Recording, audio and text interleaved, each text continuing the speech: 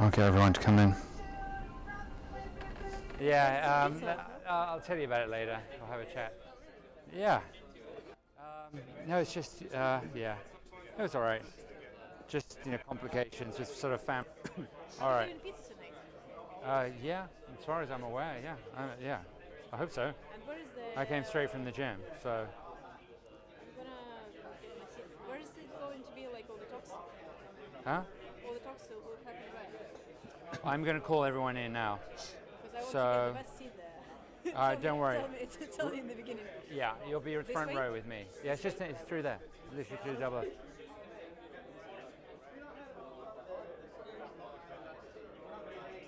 Okay, guys, we're going to get started now. I'm going to attempt to keep to the advertised schedule, which is not always possible, but I'm going to do my best. So the first speaker is at 6:30, which is Corin. He's set up, he's ready to go. So if you guys would like to follow me, grab a drink. Have we got pizzas arriving at some point? I think there's one for 7:15. Yeah. Okay, cool. All right, sounds good. Come on through. No worries. There we go. If you could hold those open, that would be great. All right. Veronica, do you want to sit there? Okay, that's fine. That's all good. All right. Take a seat.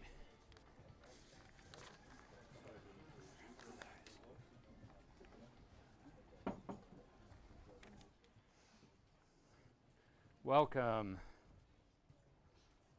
Hi, Simon. Hello.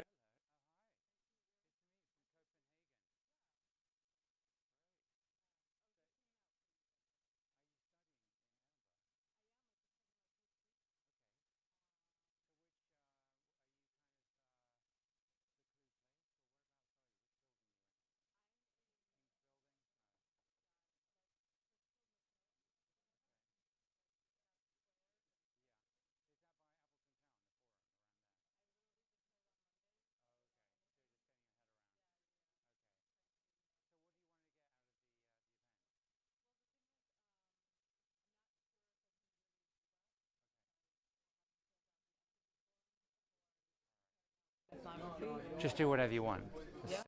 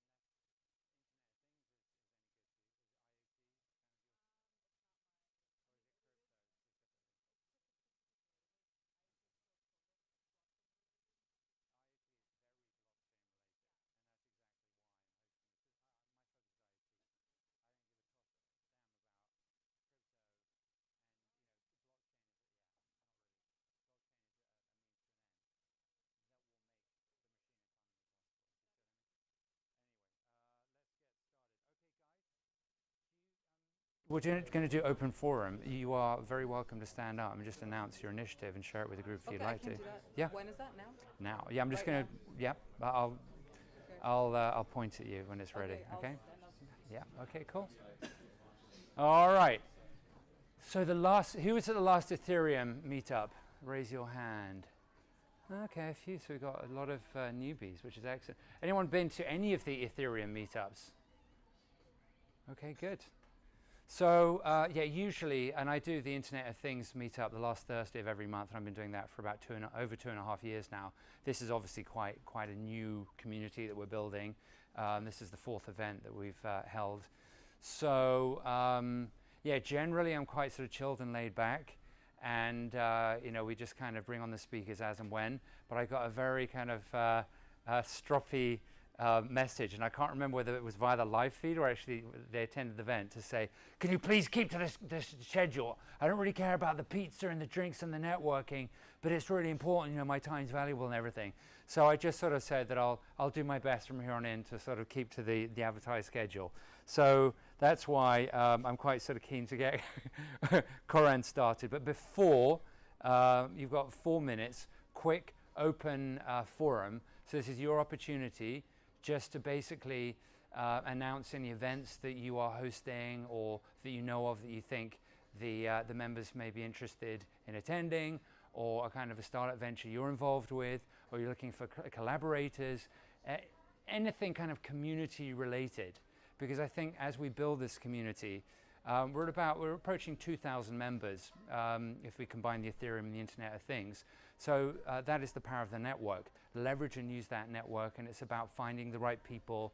It's not just about a one-way flow of knowledge and information. It's about, you know, two-way sort of flow and interaction of knowledge and information. Because just because you are not speaking at this event tonight, I bet you have a lot of expertise and knowledge that you'd like to share and impart. So, you know, use the social channels, the Twitter, the Facebook, and of course the meetup group itself. But now's your chance, if you'd like to sort of stand up briefly and introduce yourself to the room and just say how you'd like to help the community in what you're sort of getting involved with. So go for it. Did we not find a name badge for you? They didn't have one. Oh, okay, I'm sorry. Okay, so introduce yourself to the group. Okay. Hi everyone, no name tag, but my name is Dilek. I'm a doctoral researcher here, and I look at how blockchains can be used in humanitarian aid and development, particularly with a climate change mitigation focus. And I like to do a small ethnography of the blockchain space here because I'm new and I'd like to integrate myself. So if you have any observations on what makes this community interesting, come find me or just come talk to me about anything. So yeah, and I'm also the co-founder of Crypto Women Copenhagen, which is an initiative for women to be more interested or get into blockchains. So if you're in Denmark, we have events. We do it once a month with IKEA's cool like living lab. And now I'm alone. Thank you. Great. Fantastic, thank you. I'm just IMing the speaker who's calling from Poland, I think, Camille, just to let him know what's going on. Go for it. Oh, yeah. And also for the live stream, we're going to get into trouble with YouTube, aren't we? So I better just shut that down. Bit of Jamiroquai for Jamiroquai fans out there.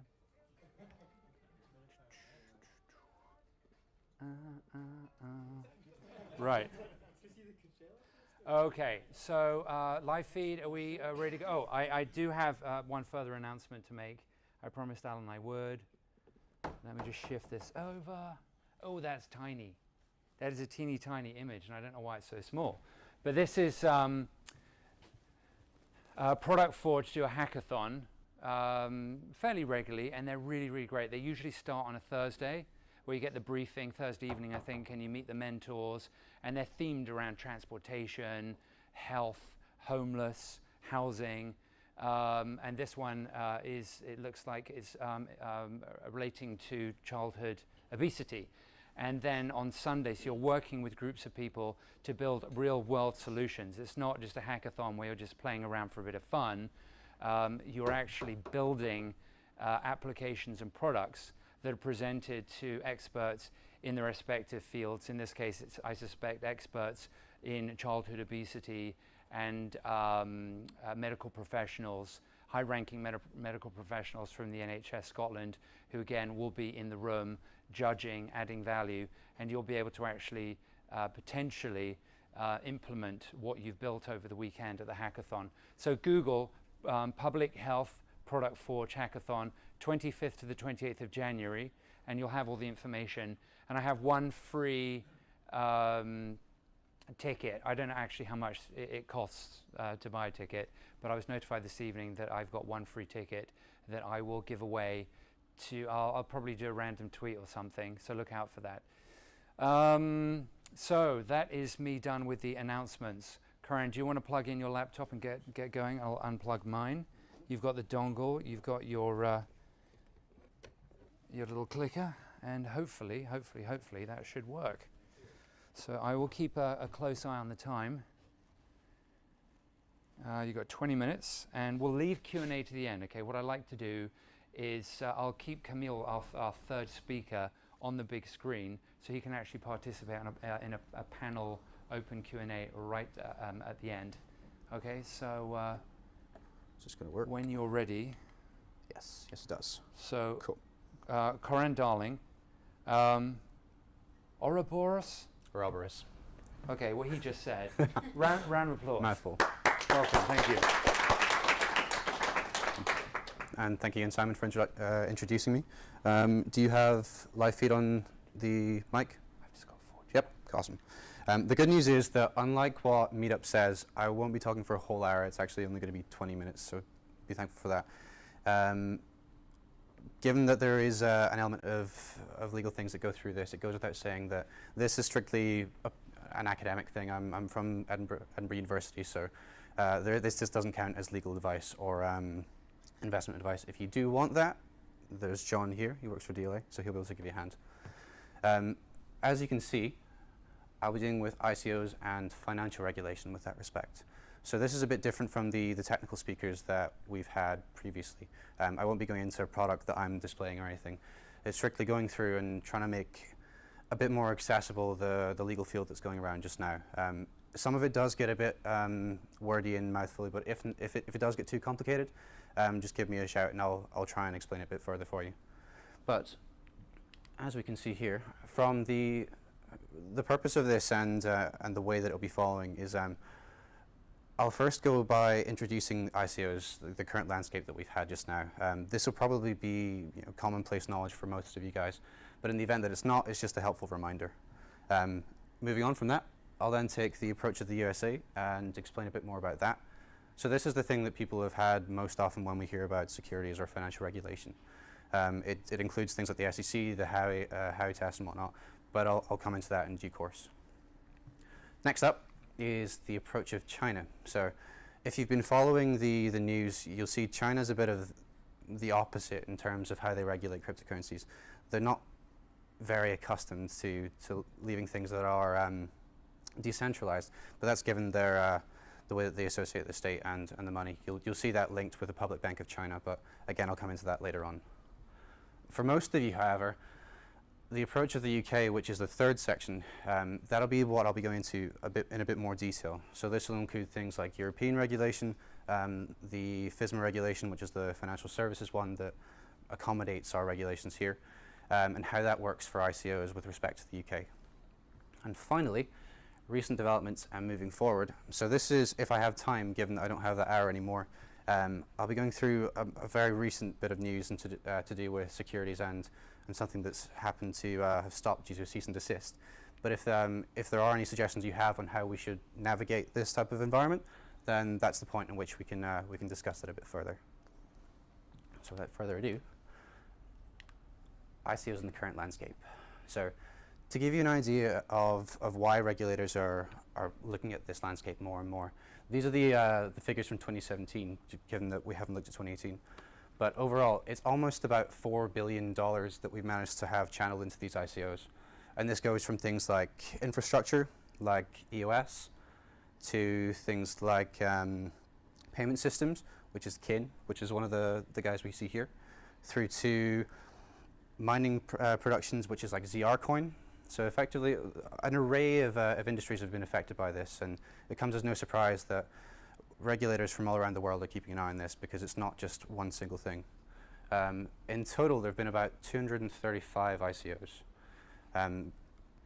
It's scary, given that it's only really become a big thing in the last few months.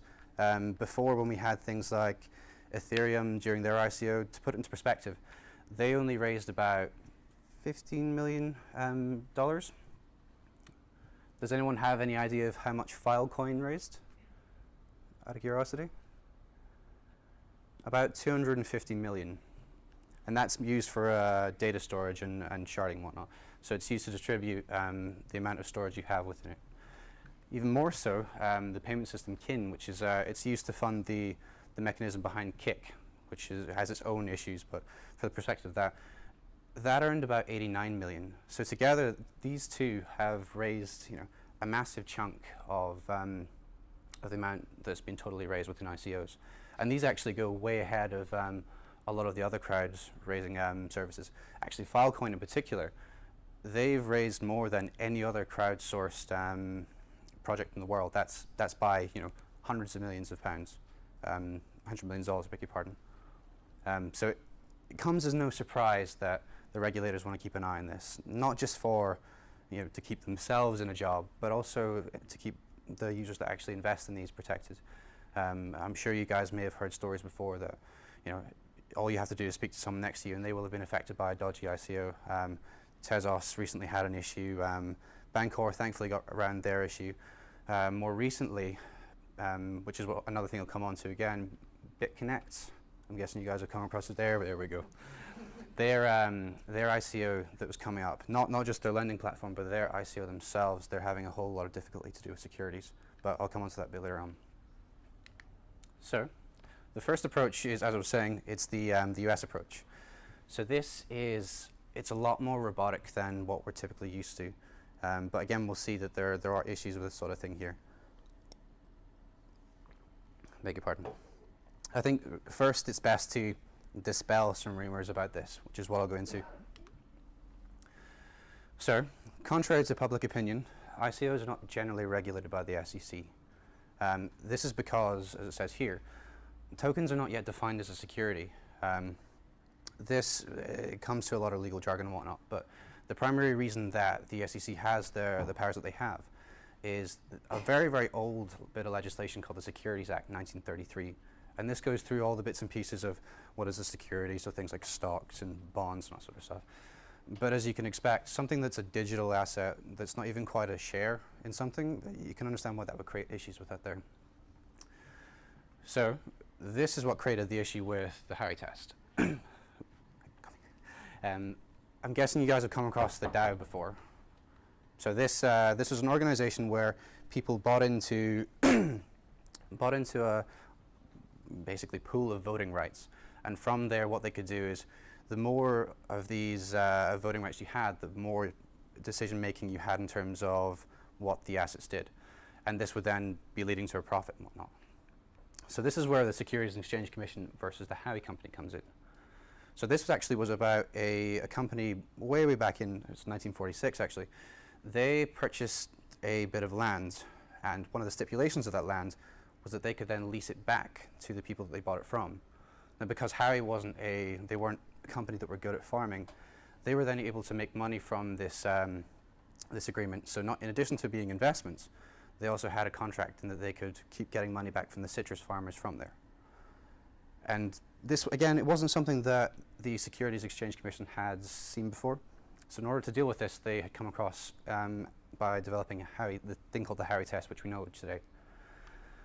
So, the Howey test broken down, you may have heard different interpretations of it, but ultimately this is what comes out of that very, very long piece of judgment. It is an investment of money. There's an expectation of profits from such investment. The investment of money is in a common enterprise, and profit comes from the efforts of the promoter or third party. So if we take that from the Howey perspective there, we've invested money into that land there. We've expected a profit from it because in addition to the actual land that we purchased from there, we also get the right to keep getting money back from the people that are farming the citrus trees. It's also a common enterprise in that we're working together with these farmers. And finally, the profit comes from the work of the third party or promoter. So this is why this developed here. This is how we now develop securities from the US perspective. Now, if we apply this to the DAO, which is what the Securities and Exchange Commission did, if anything, just to make an example, there's an expectation of profit from such investment. So we, as I was saying before, we've invested so we can then reap profits from our voting rights in terms of investments. It's in a common enterprise, so there are multiple people investing in the DAO. And then finally, it comes from the efforts of a promoter or a third party. So this is a combination of algorithm-based stuff, but also the work of very, very technical traders. And from that, that's how this the profits came from it. And that's how they were able to apply that to the DAO. And as a result, we don't have a DAO anymore. The Chinese approach, however, is a bit different in that sort of thing. So as I was saying before, they're very, very hardy on the type of regulations to deal with.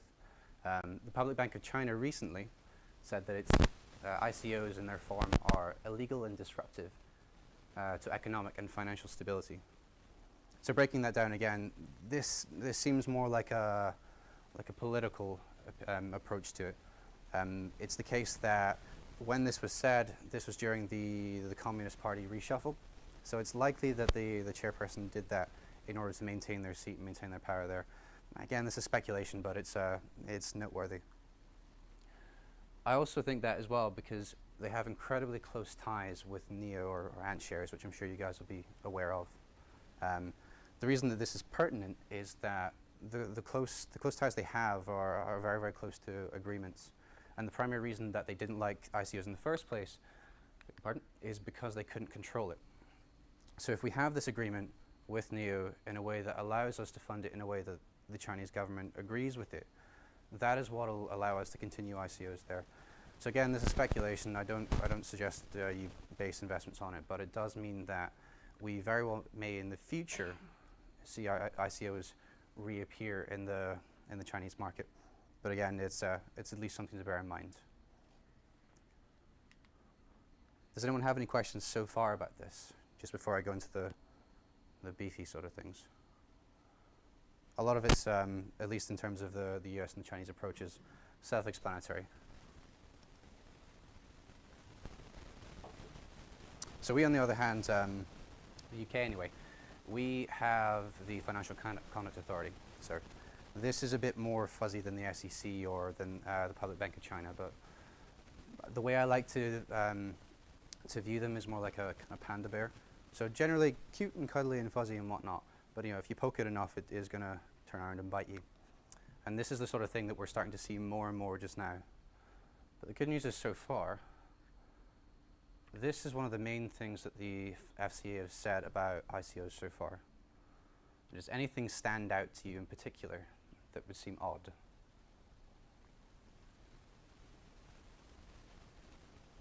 For me, it's that they go on about saying what ICOs are and the sort of things that they can include, but they don't really say whether or not they have authority on it or whether or not the current regulations actually apply. And this is what you find common with a lot of the FCA's decisions within cryptocurrency. They generally don't want to attack it head on in the same way that the US and China do. They tend to tiptoe around it. And whether or not this is because they don't want to get into hot water and if they suddenly decide, actually, ICOs are a good thing to have. But it also prevents it from the saying, this is completely fine, and then retrospectively saying, we don't want any of this. Not only will that create, a sincere amount of issues within government, but also with the people that are invested in it too. So you and I. I'm not sure if you saw in South Korea recently, there was a massive, massive petition on regulators to prevent them from regulating and banning and restricting ICOs and cryptocurrencies. It's likely, though not conclusive, that if such a thing were to apply to us just now, given that we've had this freedom because of the FCA, that it would then have a similar sort of effect there. But anyway, they have at least given us some sort of clarification to interpret it from it. Managing. Sorry. Oh, good? No worries. So there are a number of regulations to at least consider. As I was saying before, the primary one with respect to what we're talking about today, and the one I'll bore you with, is the Financial Services and Markets Act. This is one that was made in 2000. It deals with a lot of the securities regulation that we deal with just now. So this is the thing that covers your capital markets. This includes your exchanges. This includes things like bonds and whatnot. So this is why we're focusing on this one. There are other regulations that deal with it, but for the purposes of this talk, and given that I only have 20 minutes and not an hour, thanks Simon, these are the ones that we're going to cover just now. So Section 19 of the FSMA Act that I was talking about, this deals with something called the general prohibition, which I'll go into a bit more. Section 21 then also deals with promotions. So again, how we were saying that promotion and common third-party element, and also with that prospectus too. And this will all become a bit clearer as we go into them there.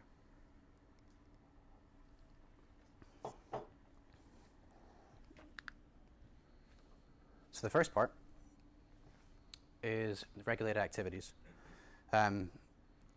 Most of the regulated activities are found in FSMA.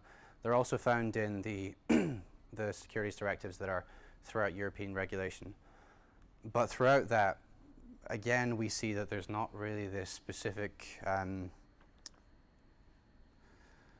or direct approach to what we're seeing in terms of tokens. So it works for things like shares. It works for things like securities in the sense of your house mortgage, or things like bonds and capital investments in that sort of sense. But we're unable to discern, at least just now, if ICOs are under this regulated assessment. But anyway, the section goes on forth by saying, no person may carry on regulated activities in the United Kingdom or purport to do so unless he's an authorized person or an exempt person. So say we found out that it was a regulated activity. The only type of people that would get around that would be the two that we see here. And it's very, very unlikely that the persons giving ICOs fall into that category. To give you a type of perspective, authorized persons are typically very, very big investment funds. They're either banks or they're securities providers. So they're very, very specific, and it costs a lot of money to do so. So unless you have the money that you find from companies like Civic, or even Kodak now for some reason, unless you have that sort of money, it's very unlikely that you're going to be registered as a registered person. Now that may, at least on the face of it, seem like, that doesn't seem like a problem. We have this exempt person. But unfortunately, exempt persons only refer to people that are authorized by an authorized person or to that effect. So this is more the people working with the authorized person. So an investment manager, bank manager, mortgage provider, that sort of thing. So that's where we have this issue again, because if we find that it is a regulated activity, and for some reason we have, Blockbuster decides to come back and give us an ICO, unless they find themselves as a an authorized person, unless we can find out that it's a regulated activity or not, it's very unlikely they won't be able to do so. So that's been one of the primary things that have been on the minds of litigators and whatnot. Nothing has come up yet in the UK, but this will be one of the primary things that we're going to see. The next thing is the prohibition on communicating investments. So this sort of thing, this sort of activity is going on like ICOs do just now. So a good example is Monaco. During their ICO, you found them on Etherscan with advertisements. CoinMarketCap, they had the entire place plastered with their advertisements. Instagram as well, for some reason they had that already up by the time their ICO came out. So under the normal way of interpretation, that sort of thing would bear a significant problem with us. But the thing I'm more concerned about is this here, investment activity. So you know how I was referring before back to the FCA's opinions on ICOs? They never actually gave us an idea of what they were. They said they're investments. They said they were this, that, and everything, a token, utility. They didn't say it was an investment activity. And this is the problem that comes from that as well. So it's not necessarily the fact that I've gone to Simon and John DLA saying, I have this fantastic product, invest in me. The issue is whether or not it comes under an investment activity. And if it does, then again we're going to find an issue of people coming back with the inability to do so because they're not authorized persons or they haven't had the authority to do so. So this is another big, big issue that's coming up. Again, I don't see it coming up for a little while, but the more and more that the ICOs are becoming more prevalent in the UK, which they certainly are, I think we're estimated to get, you know, a few thousand, at least in the first couple of months or so, which is a ridiculous amount. This is all just predicted. It's not actually confirmed. But if this would be to be the case, it is undoubted that this sort of thing here will be one of the reasons why we're getting things litigated. And the final one is the prohibition on dealing transferable ones without a prospectus. So I'm guessing a lot of you guys have come across prospectuses before, but for those that haven't already, prospectuses are those, it's the equivalent to white papers where they give things like the maximum price for shares, how long the shares last for, the explicit details of the investment that you're coming into, which is why they specifically put it within the FSMA regulation. They don't want people to come in, you know, this is a shiny investment and say, you know, I'm going to purchase this without reading it. So that's what it has there. But again, it's not necessarily the regulation that causes the issue. It's the wording that's from it. You'll find this actually happens throughout a lot of the regulations. It's not necessarily the way that they're done, but it's the wording and the fact that it doesn't necessarily apply to utility tokens. So transferable securities, as I've put in there, is the first one. That goes back to the same sort of thing that I was talking about in the previous slide, the fact that it doesn't follow investment activities, the fact that it doesn't deal with it straight on with there. But also subsection 2 as well. Just out of curiosity, very quickly, can someone name me a regulated market? Anyone? Well, like London Stock Exchange? Basically, yeah. So, just out of curiosity, how many ICOs have we seen that are on these type of regulated markets? None, exactly. If it becomes the case that we start seeing regulated markets in a different sense, so say, you know, we broaden it and open it up, that's when we might see things like regulated market coming in to bite us in the butt. But until then, I find it very, very unlikely, in spite of what a lot of academics have said, that this is going to be a big issue for us. As I was saying, it might do in future, but not at the minute just now. And I'm going to be very, very quick on the last one. So recent developments, as you guys were saying. So when I actually made this slide, BitConnect were still doing their really weird lending. Trevon James was still being strange and whatnot. But yeah, that is now done. And the primary reason that this came to be was the continuous cease and desists that a lot of the exchanges, the exchange commissions from the US anyway, and at least the FCA to an extent, did here. So I think I remember 2 of them coming from the FCA saying, you know, you guys, you can't do this. This is, you know, this is the DAO all over again. Texas State, their cease and desist was the final one that seems to put the nail in the coffin. But that one there also led to the downfall of it. The reason that this was the case is if we look back to the DAO again, just in the context of this. So BitConnect was the one that you put in an amount of funds, okay, step 1. You are expecting a profit, step 2. You are using a common enterprise, so we're working with BitConnect very, very closely. And then finally, you're also using it from the work of a promoter or a third party. So given it looked like a Ponzi scheme anyway, I won't say anything definitively. Promoters were the primary reason why that was able to make money for its investors. And in the event that we don't look at it that way, their bot or algorithm that made market variances profitable, that also counted under the 4th section. So again, we see that it's fallen straight into the DAO problem, straight into the Howie thing. This, I'm not entirely sure if it would work in the FCA and in the UK because we haven't had litigation yet, but it definitely did in the States. And so with that, to summarize, if it looks like a duck, talks like a duck, and offers you significant profits like a duck, it's probably a security. And with that, I'll leave it there. Fantastic.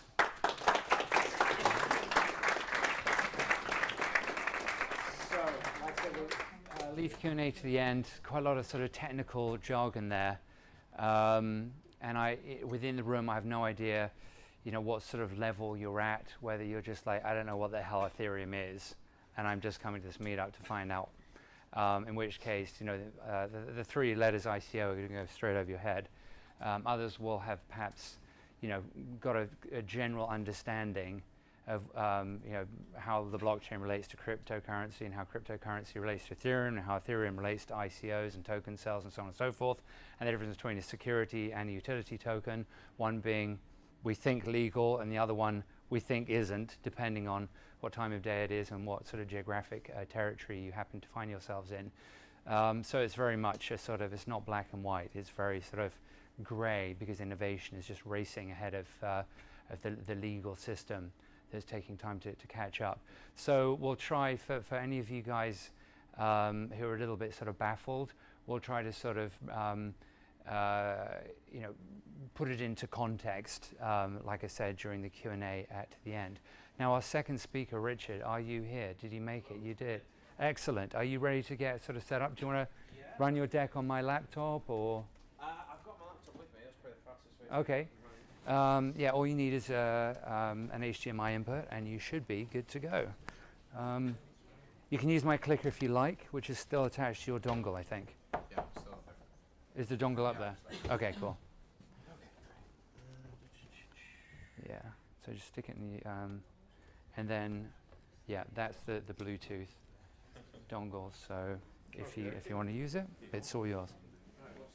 And then our third speaker is going to be dialing in via Skype from Poland, and he's a guy I've known for years and years, and he's actually running an ICO at the very moment. So I have no idea whether he took on board any of what Coran just said, but it'd be very interesting to see how his ICO is going and what his sort of legal perspective will be in terms of the tokens that they are selling.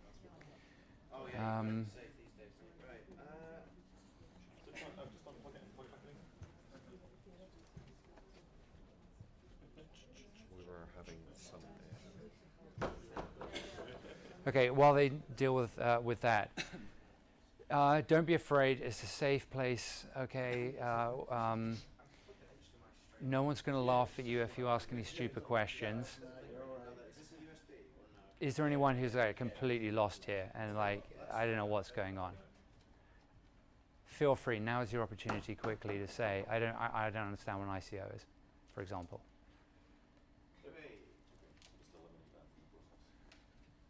Anyone? Anyone want like a basic explanation of what an ICO is?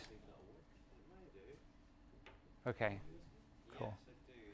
I'll try to do that right now, and if we run out of time, we'll shift it to the Q&A, but real quick.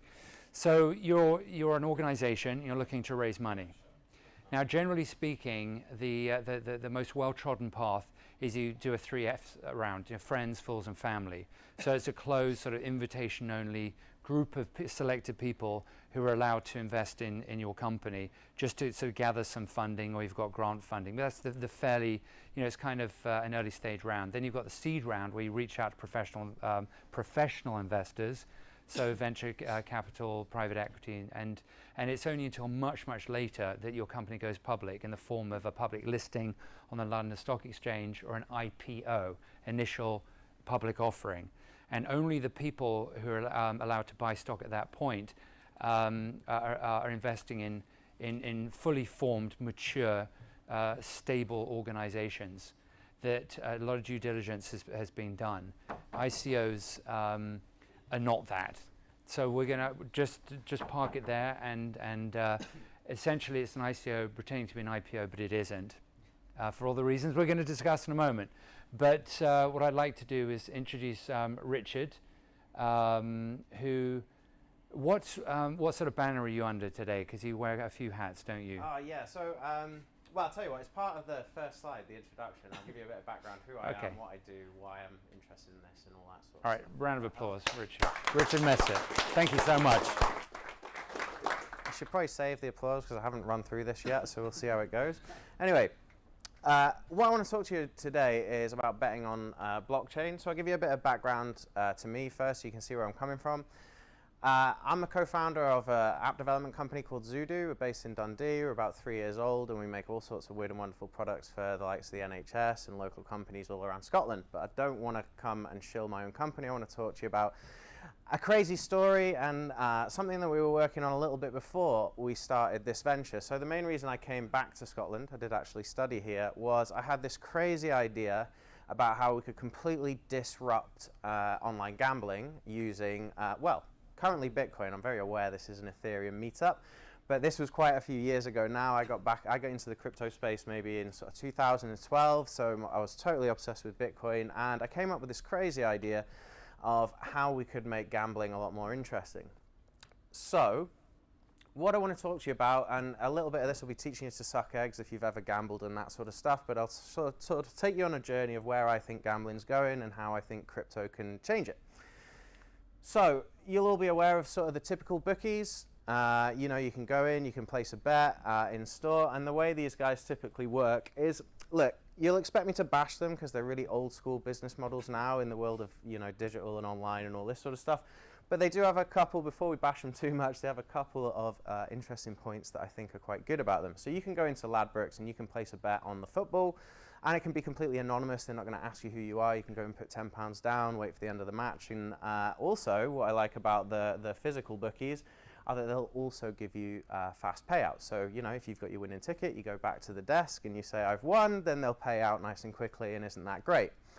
There are, however, now that it's 2017, there's a lot of problems with this kind of business model, as you'd expect.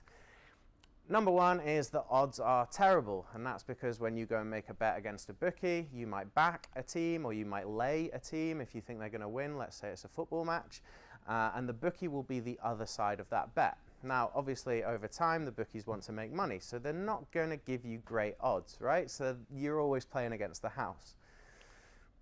The other thing is you kind of have to trust them with your money, right? I don't think it's too much of a problem when you're in a physical location and it's a bet you've placed today and you're going to cash out today, but you are placing trust in this entity to take your money, to hold your money, and also the promise that they will pay you back if your bet wins, okay? The next thing, and this is more if you're running this type of business, is there is a slight problem that you have, and that is your capital exposure, right? So if you're going to be a bookie, you're going to take a load of bets, there is a chance that you might get a little bit shafted here if all the bets go against you, you haven't made your predictions right. You are gambling as well. So there's huge capital exposure for these companies. If you look back through history, there's been certain gambling providers that have gone belly up and all this sort of stuff. It does happen. Another problem is the reach. This will make a lot more sense when we get onto the crypto type stuff, but you know, they can only create markets that are so big, and typically you're betting directly against the bookie, right? Next thing is they have really high operating costs, these business models. You know, if you go to a Ladbrokes, like the one in, there's a William Hill in Dundee, that's where Zudu is. You should see this building, man. I mean, it's got like big pillars outside and all this sort of stuff. They've got heating, lighting, all the staff they have to pay, and da-da-da. And also there's very little innovation in this kind of gaming. You know, you back a bet, you lay a bet, and off you go. So we'll move quickly on from this because this is really boring, and we'll say, right, how did this change? So someone at some point when the internet was around, you know, they decided there must be a better way of doing this, and emerged companies like Smarkets. Betfair was the biggest one. They were actually called Flutter right back in the early days, and Matchbook. Now these are really interesting business models because they are peer-to-peer gambling. So what you have now is not a bookie who is being the other side of your bet. They are simply just market makers, right? And that's what all they do is they provide a platform where all the people who want to back a certain team can bet against all the people who want to lay a certain team, and the market will decide the odds. So let's see how they compare. I've still got the same ticks and crosses that we had from the original you know, traditional bookies, and I want to show you how they potentially compare. So it's not all good news, because number one, they can't really offer you anonymity. You know, if you want to go and place a bet, you have to go online, you have to connect it to your bank account, there's loads of know your customer, AML rules, all that sort of stuff. So you lose a bit of that anonymity. Whether that's important to you or not is another issue, but that, from my point of view, is a little bit of a downside. Also, the payouts got a little bit slower, right? Which kind of seems like we're moving in the wrong direction. The payouts are slow because you're using the old incumbent banking system, and we know all the issues with that, and you might have to wait a couple of days to get your winnings back and all this sort of stuff, right? But there's a lot of things that they do a lot better than the traditional bookies. So number one, the odds are going to be a lot more competitive. And the reason for that is that they are market makers. So they're not having to give themselves little margins. They're not having to protect their own capital when they do this. So look, if you're going to go and place a bet in Ladbrokes or against a bookie, I guarantee you if you go onto Betfair or Smarkets, you're going to get better odds. It's just the way it is. It's not, however, trustless. Those of you who are interested in crypto can probably see where this presentation is going.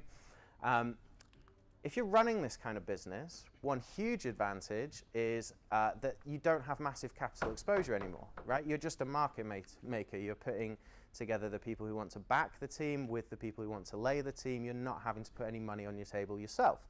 So that's interesting. Reach. Reach is really interesting because obviously the odds, the bigger the market that you can make, the better the odds typically get, right? So being an online platform, the potential reach for these sorts of things is much larger. You can make big markets, you can drive odds down and give a really competitive product to the market. Operating costs also get a lot better. It's all online, so you know you're going to still have to employ staff and all this sort of thing, but you're not having loads of physical locations around the UK to take bets.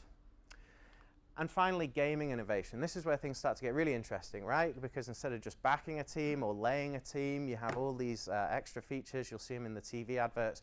You know, bet in play, take your profit now in case you think that you know the other team might score, and all these kind of cool, crazy things that would never have been possible in a physical location, but online are a lot more achievable.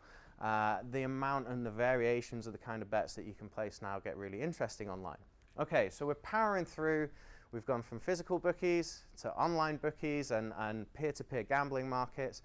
But where I really want to get to is to start looking at, well, what's going on in the crypto space now? Because, you know, it's almost inevitable. Things like Bitcoin and all the cryptocurrencies, in fact, you know, they really lend themselves well to online gambling. I mean, just buying some, I suppose you could argue is gambling. I'm sure a few people might have been looking at CoinMarketCap and licking their wounds today. Interesting. Yeah, hopefully no one was in BitConnect. Right, anyway, let's take a look. There are some people operating in the market already.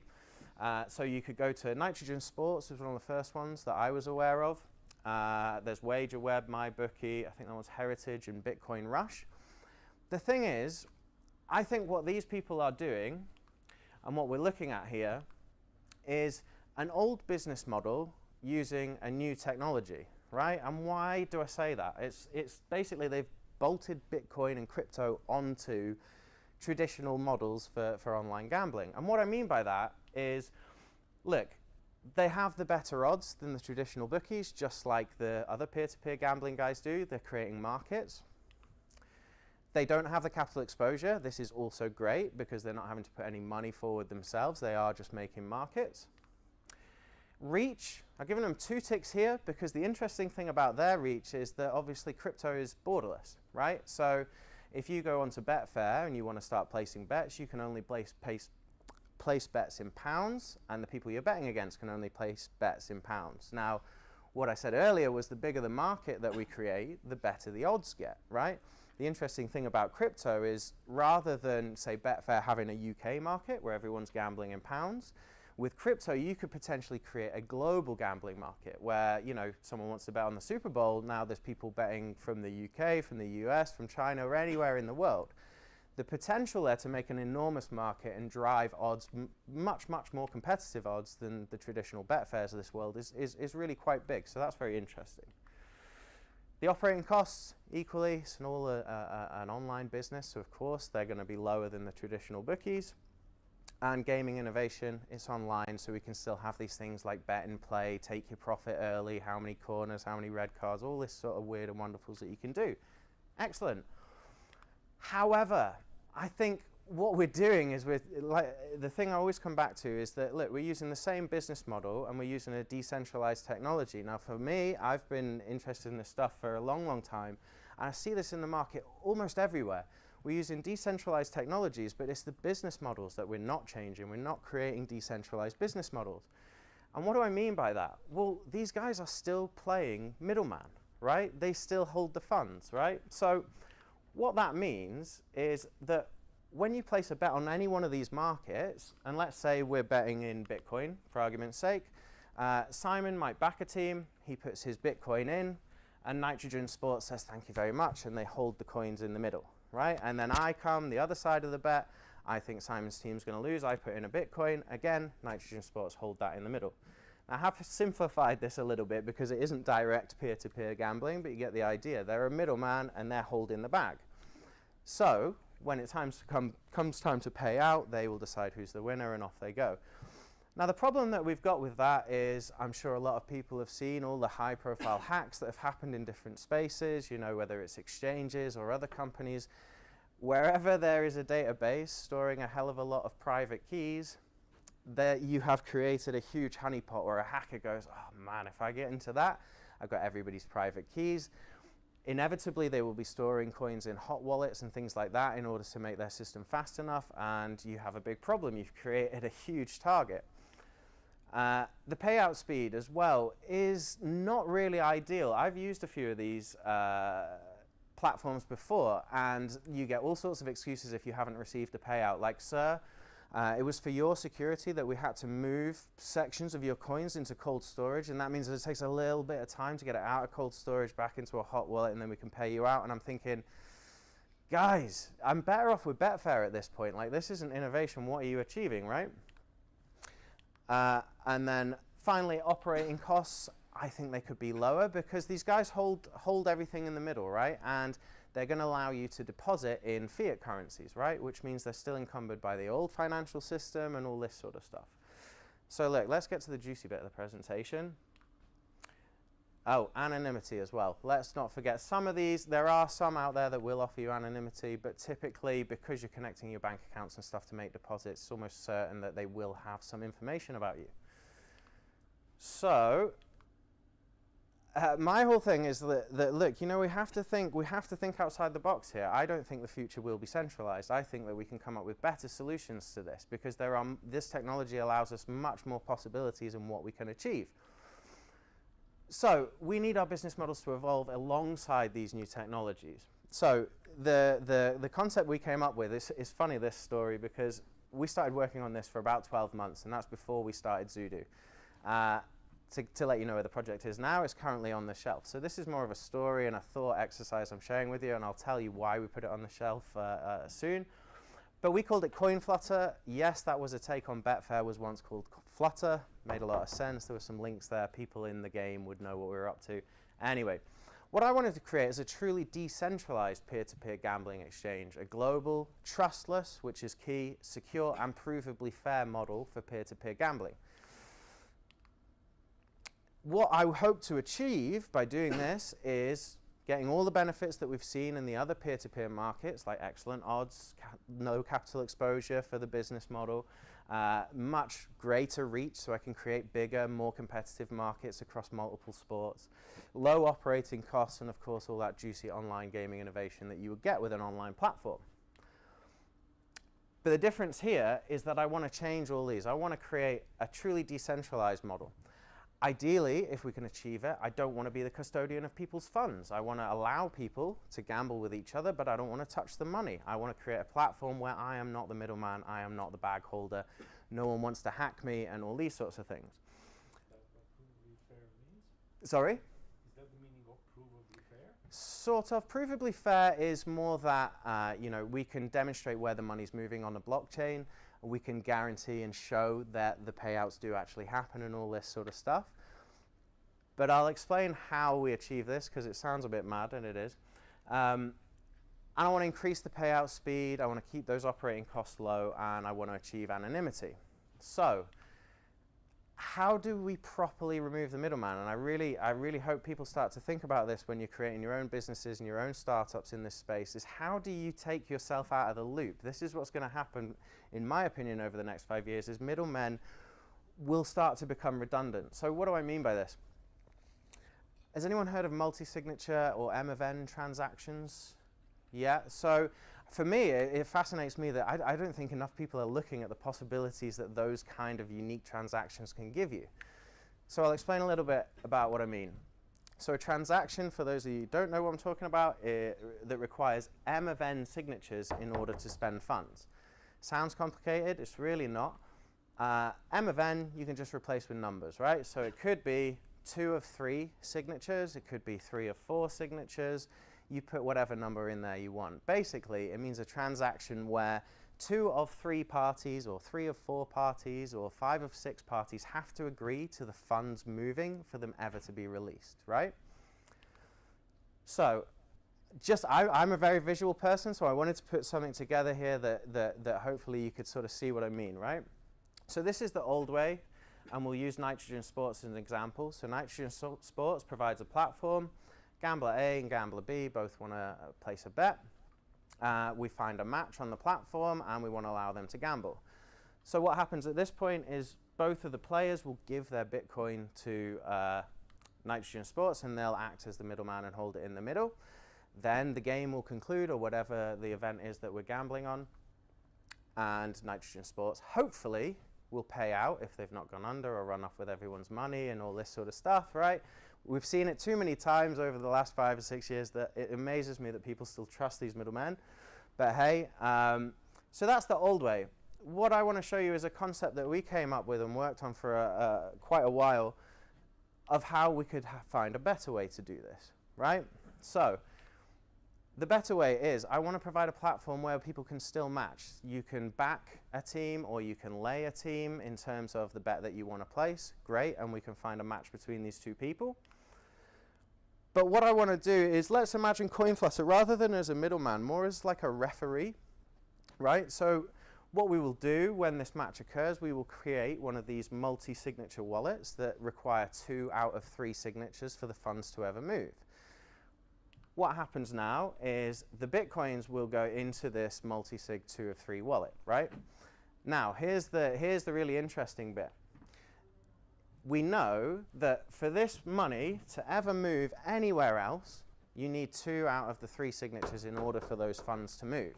Now, what I'm trying to do is I'm trying to create a system where bad actors can't act bad, right? This is kind of like, if you really followed Bitcoin from where it started, that's the beauty of its design, is the incentive schemes built into it to keep people acting honestly and fairly. We can do the same in gambling. So with this, you would imagine whether you win or lose, player A and player B are both going to say, hey, I won, give me the money back, right? In a perfect world, they'd be honest, but hey. Now, CoinFlutter is going to come along, and they can't move the money, but they can vote. They can say, well, I will give the second signature to the person that won, and the coins will go to the right person, and vice versa. The interesting thing here is, look, when the funds are in this wallet, I, as CoinFlutter, cannot steal them, because if I try and send a transaction to myself, I only have 1 out of 3 signatures. Funds can't move. Richard, sorry, can I jump in? Of course. I've got Camille, he's got a really short time spot. Okay. Can we switch over and come back to you? How much longer have you got? A little bit. Probably be a bit weird to fly through. 9 or 12. I'll go fast. Give me 2. How many have you got, seriously? We're on slide 9 of 12. 9 or 12, okay. Uh-huh. Because we're already 10 minutes behind schedule. It's just that he's got to go on to another press interview. Fire away. So would it be okay to I really don't flip mind. back? I'm not fussed at all. Okay, cool. Let's stop it there then. Okay. Okay. So we'll finish. I've never done this before. It's just literally Camille is on the phone saying, literally, I've got to go. Sure. And it's going to be a short presentation otherwise. So apologies for that. Oh, do you need this? Okay. Oh, is this the guy? No, he's going to be sharing his desktop. Do you want me to turn this off? Am I going to? So I'm just going to... Okay. Corin, I'm going to need your dong... Oh, here it is. Okay, can you hear me? Yes. Okay, great. Just a second, Camille. I'm going to plug you in. Get rid of that. I need a little bit of space here.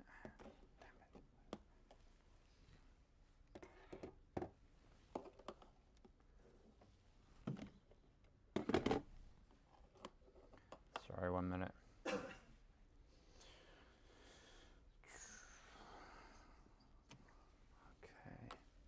Don't need that. All right, and just about to put you on the big screen, Camille. Hopefully we've got audio. Okay, good. Drag that across there. All right. Okay, do a sound check. Can you hear me? Yes, I hear you. Do you hear Okay, we've got no audio. Keep speaking, keep speaking, keep speaking. me? Oh, hello. How are you? It's coming through my speakers and it should be coming through the AV. Okay. Just a Let, minute. let I'm just going to share the website, your website, real quick, the homepage of Expertly, so that we can show your potential token sale. If you go to the microphone output and change it so that it's going via the HDMI, it's probably going through your internal speakers. Okay, just a second.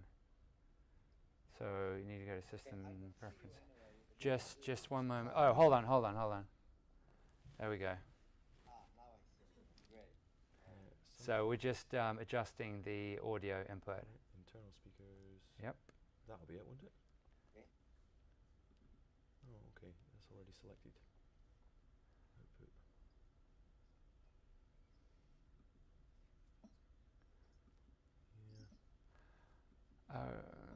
I think you have to adjust it within Skype. Oh, okay. Yeah, oh no you do, because we had this problem last time. Yes, we did. So go to Skype, and then it was, God, sorry guys, sorry about this. Audio and video settings. That's the one. And it's over there, so, and we just got to click it to the microphone. Yeah. There we go. Adjust microphone settings, built-in microphone. This one here.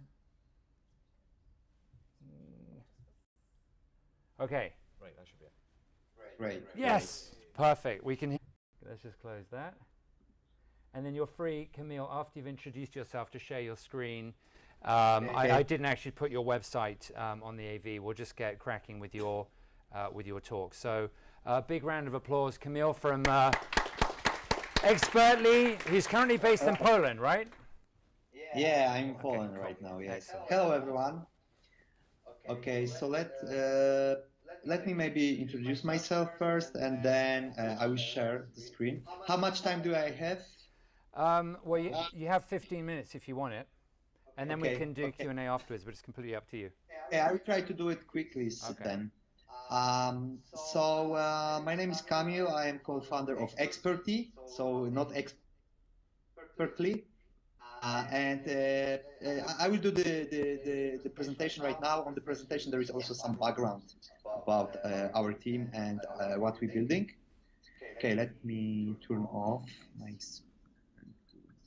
Okay, do you see my screen share maybe? Yes. So you see the presentation, yeah? Yes. The first slide. Okay.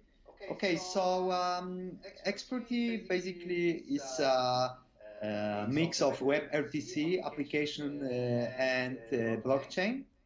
And we're building an application from scratch on all on platforms, web platform, mobile platform, and desktop platform. And basically, the whole idea can be described like get paid anytime someone online needs your expertise or support. And maybe I will try to show the explainer very quickly. All around the world, people are trying to exchange knowledge over the internet using various calling apps like Skype or WhatsApp. The problem is, it's inefficient, both for the people who are seeking advice online and experts who provide them with knowledge. The solution would be a decentralized calling platform that allows recipients to get money directly from the calling person based on the conversation time. Introducing Experty, a blockchain-based Skype-like calling application. Exchange your knowledge for money on the global market. Knowledge providers set their minute rates, share their Experty profiles with advice seekers via email or social media, and get paid for every minute of your time spent on a consultation call. Experty doesn't need banks or third-party services, since the transfer happens automatically using cryptocurrencies.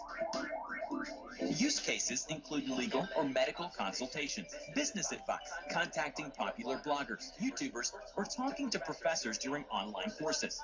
Influencers reaches their audience by sharing their call links over website, YouTube, Facebook, LinkedIn, Twitter, or email.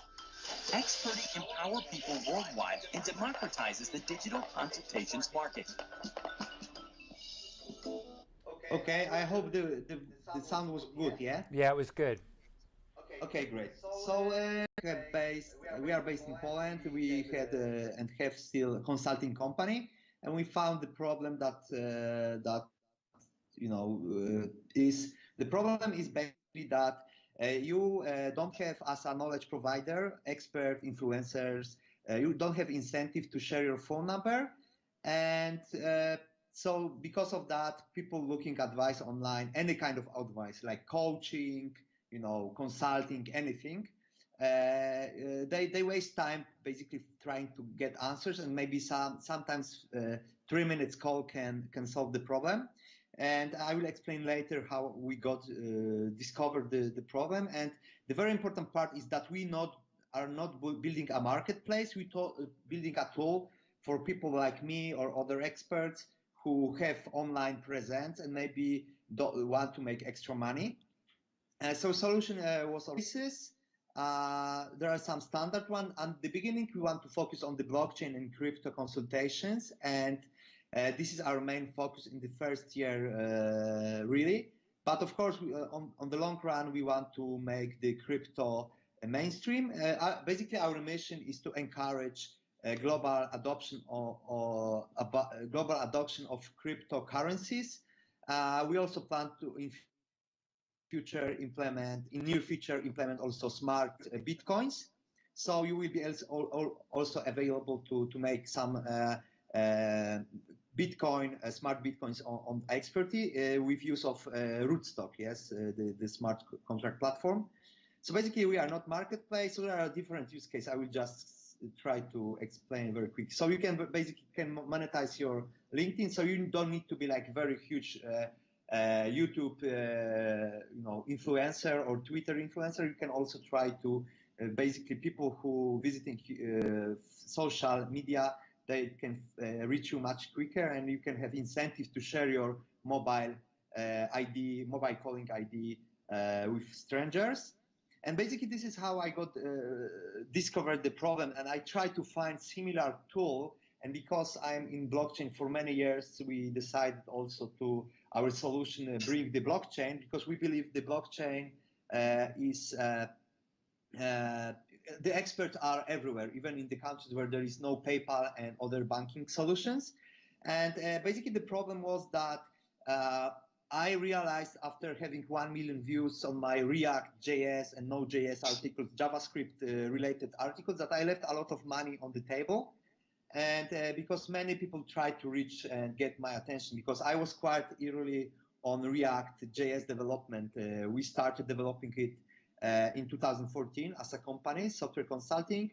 So the use cases are also experts for charity, maybe. So let's say Cristiano Ronaldo can have also account on Experty, and he can do some charity actions just for fun, where he has spared 10 minutes of his time. And currently we focusing on the blockchain. So we have some partnership already and ambassadors like the Dollar Vigilante and NewsBTC. So the Dollar Vigilante sees data like a consulting tool, and NewsBTC sees Experty more like a support line. So additional way how you can reach and call NewsBTC, for example, if you're doing an ICO and maybe you want to speak very quickly about them and not trying to reach them over email, whatever. So it can be used in different use cases. Sorry, this is my this is my bike, and basically the total market. Okay, and this is like a total market, and basically what we're trying to bring, we're trying to basically focus on digital consultation market.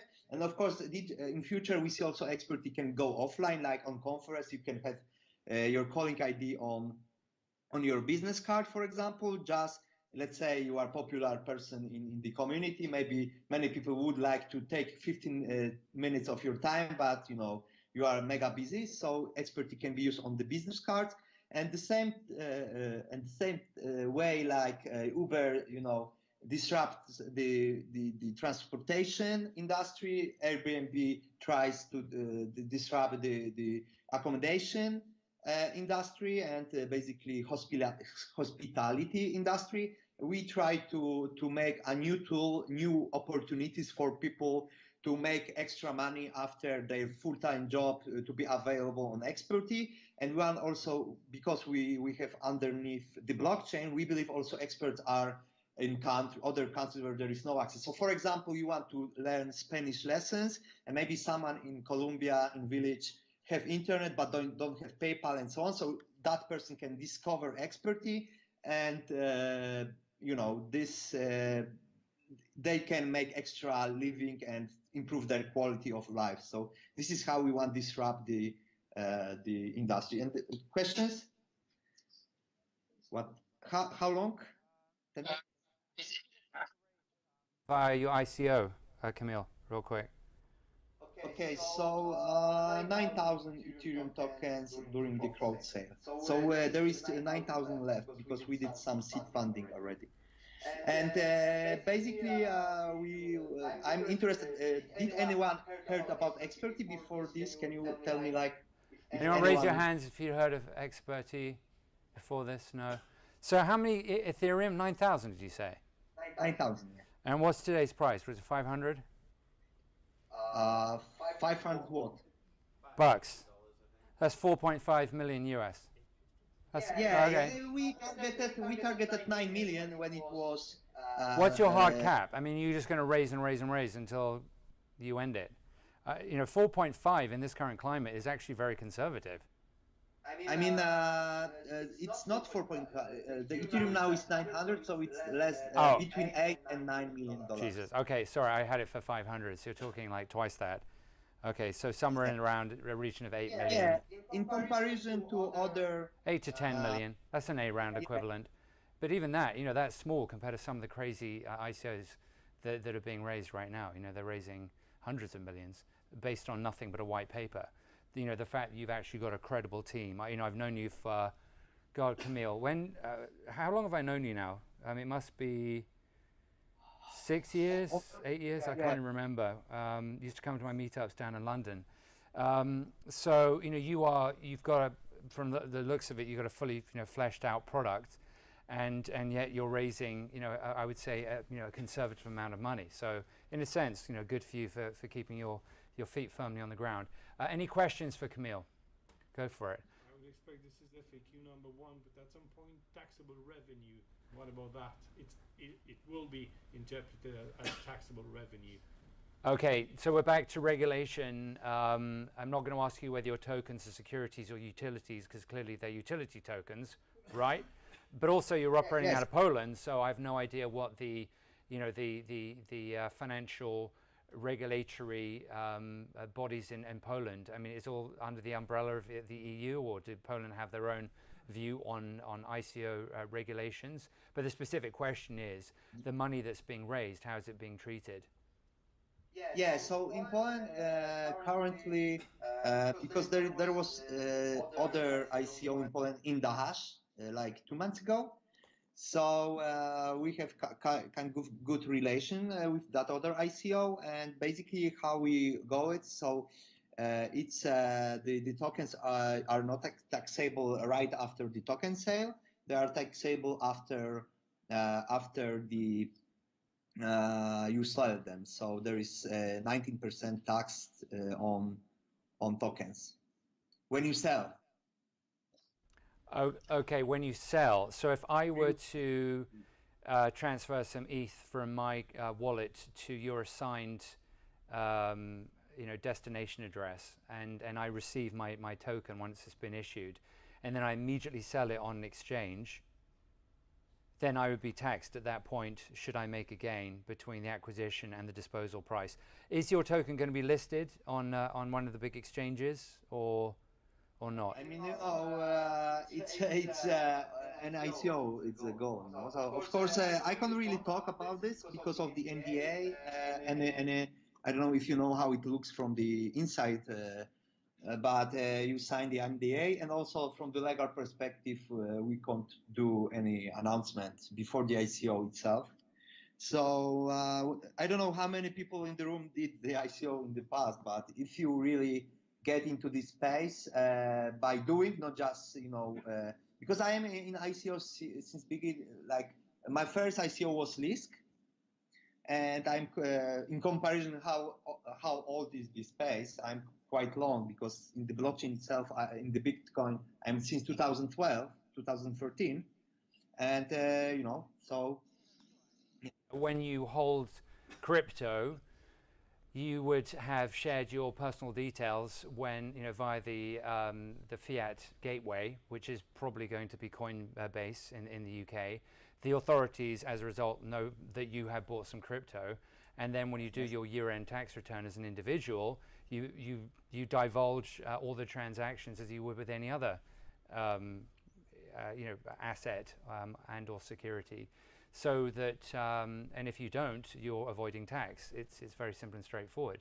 So, but just to be clear, sorry, I thought you had not done your ICO. Have you actually completed your ICO? Because I'm looking at the website now, and it's 0 days, 0 hours.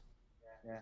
So we did something like proof of caring. So it's like a whitelisting for people who care about the project.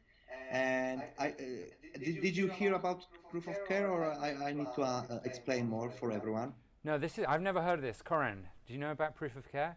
Is it like a sandbox environment? I think it's pre-approving investors, if it sounds right. So it's KYN, know your customer and all that anti-money laundering. Okay, Camille, go ahead and just explain real quick. Yeah, so this is new thing in the ICO space. It was done first by QuantStamp, ICO 2 months ago. And basically we were advised by the CEO of QuantStamp as well.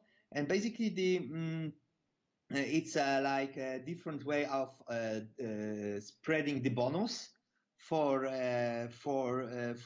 participants. So usually you spread the bonus who faster gets, or first, 10,000 Ethereum tokens gets this bonus, yes, this. So it's based on time in most cases.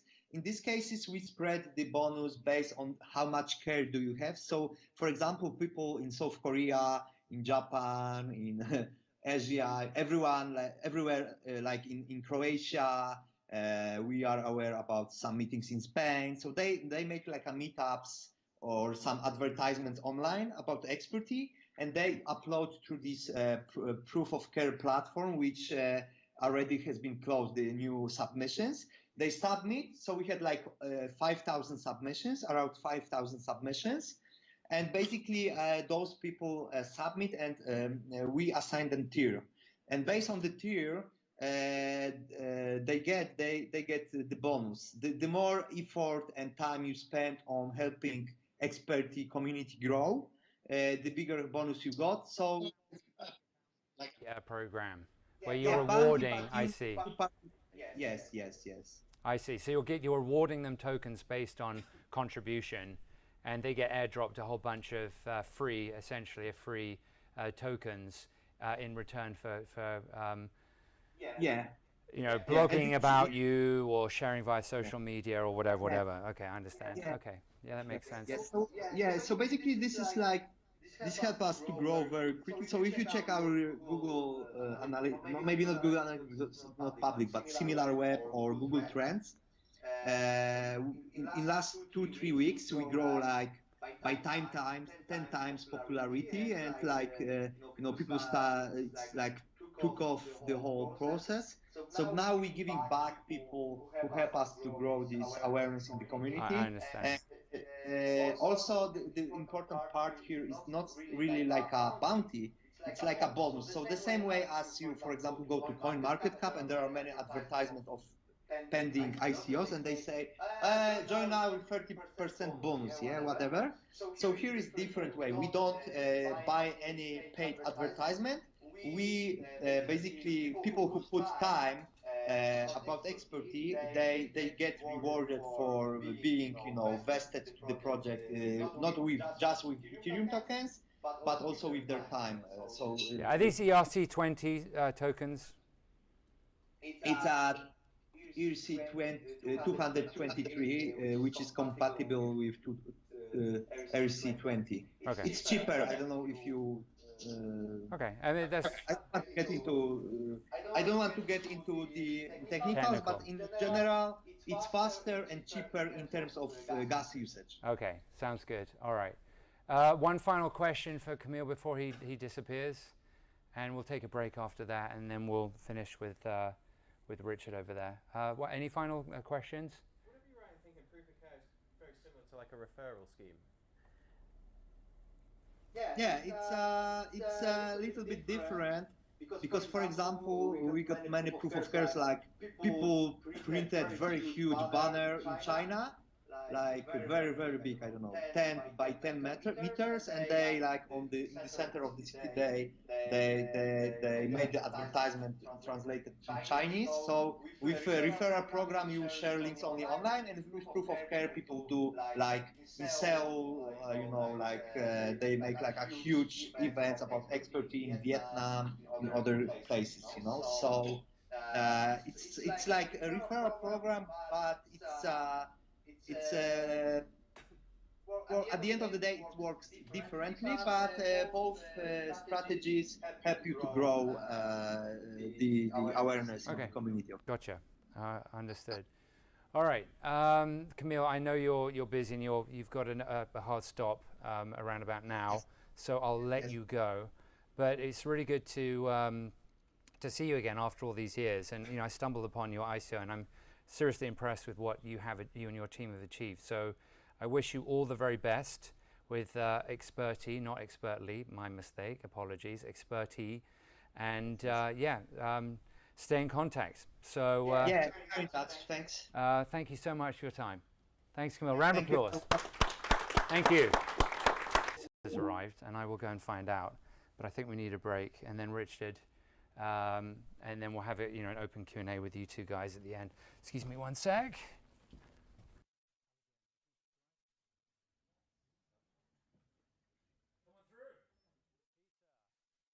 And I think there's some booze there as well. I hope so anyway. No, I was actually yesterday. But this was back in...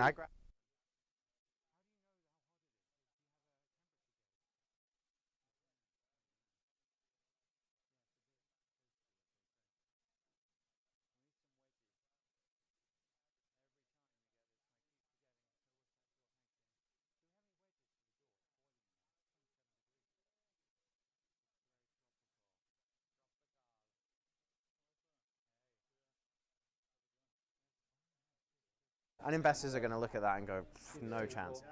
Maybe I should do an ICO. Maybe, yeah.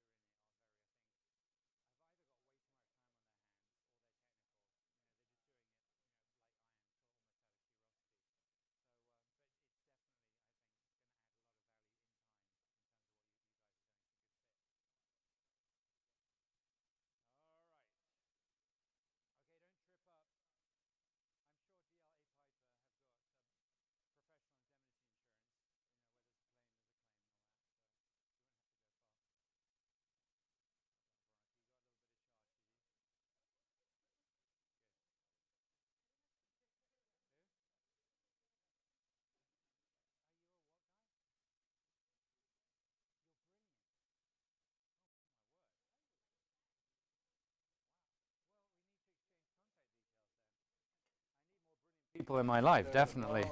Are you on LinkedIn? Have you got a business card or? Not really. Shit. Oh, so like, will a driverless car decide to run over the kids or kill the passenger? Yeah. Mad. No, I think That's Do you have a crazy. card? Do you have a card? That's not your card. Okay. Okay, how are we going to do this then? It rings a bell, but I wouldn't say no. I didn't actually, I don't remember when the last time I was on this. What is that phone? Yeah, sure. That's interesting. Oh, it's the Pixel. Okay. That's actually a lot I needed nicer than someone I like thought you it when would we were be. building this thing. There's a large reason why we put it on the shelf. Is it was just like, Yeah, I know I've got a Google phone. It's a Huawei, but do you know I what I have mean? Like, issues know with your Google right customer, now. know To be honest with you. AML. You know, I public just think if they're harvesting all my data and monetizing it, they should at least subsidize the cost of the hardware. Like this is an $800 phone that I bought for $300. So a Huawei. That they're charging you full price and they're monetizing your data, unlike Apple. So I take exception to that. But it's a beautiful, beautiful phone. Wow, it's really. So, yeah, like I said, it's a lot nicer than I thought it was.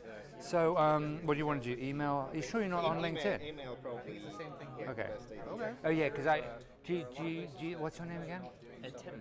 Tim. Because I want to invite you to something. Okay. If you're brilliant, I Interesting. definitely want look, you there. the You just want to put your full story email. is, we started our journey doing that. My friends were like, look, let's do a startup. I'll We're leave all my working for big phone. corporates. I said, I'll okay, put my right, phone. what should we do? I Veronica, said, I've can you got help this us out insane here? idea. I just need to sort of Start get everything working on started. The thing is, All right, is that everyone? investment We'll to leave get the enough doors developers. open. That's a unicorn you're trying to build, right? You need quite a lot of developers. I'm giving Okay, up we've really got a hard simple stop at overview. 9, It gets so we need to leave the building at 9. And some of us might be going to a Imagine bar me going to nearby, an investor and saying, yet to be well, the determined. servers can't be in the UK, But other than that, it's you're just like free to hang the out gambling and commission network UK won't in let me. the atrium It just there. becomes a bit scary. Are you all plugged in? Ready to go? I figure, yeah, I guess. Unless I've been unplugged, I feel really bad cutting you short, and I've never done that So before. you should. I mean, no, I'm only joking. Is I'm sorry. that try and unplug it and plug it back in again? Oh, See if okay. that'll work. Turn it off and on again. Yeah, exactly. Do you know what I did? It's because we took this out and plugged the HDMI straight in. Oh, of course, you don't need the dongle. There we go. Great, excellent. Just real quick, does somebody have a question for Richard? No, I think he must have. You at the back with the hat. What's your name? What's your name? John. John's got a question for you. Do you want to do that now? Sure, what was Richard? the question? A bear market? You mean for crypto in general? Today, yeah. Yesterday, yeah. It's a bull market. I are would you say, kidding? I don't want to be too specific. I'm going to say 47.5 minutes. I honestly, mate, if anybody tells you that they know what's going to happen to the price of any cryptocurrency today, tomorrow, next year, they're talking a load of FUD. There's a lot of people who do technical analysis and charting and all this sort of stuff.